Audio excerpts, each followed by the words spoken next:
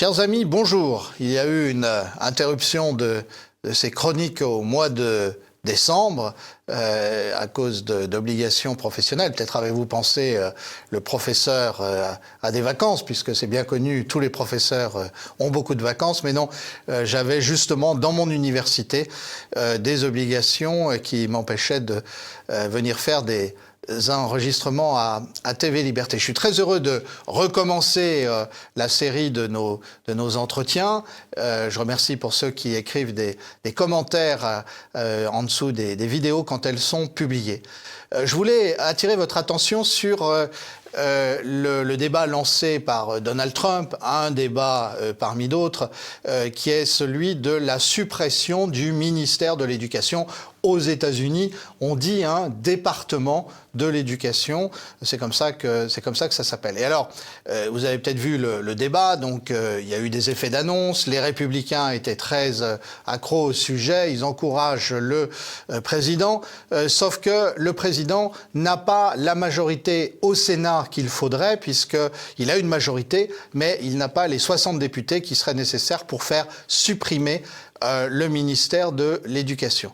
Alors, est-ce que c'est une mauvaise chose? Il va y avoir des réductions de coûts, il va y avoir des réductions d'effectifs. Vraisemblablement, le ministère de l'Éducation existera toujours dans 4 ans lorsque Donald Trump finira sa présidence, mais vraisemblablement aussi, Elon Musk va faire des propositions pour faire disparaître un certain nombre de bureaux de ce département.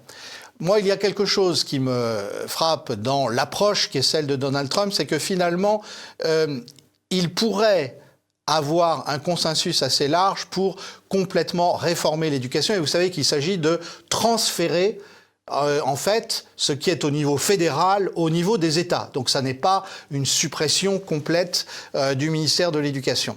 Mais alors, il a du mal, en fait, à obtenir des votes démocrates en vue de son projet, pour une raison très simple, c'est qu'il a axé simplement, il a motivé simplement par la question de la présence du wokisme dans les écoles publiques et dans les directives qui sont données par le ministère de l'Éducation. Alors nous savons que c'est un problème que nous avons en France aussi.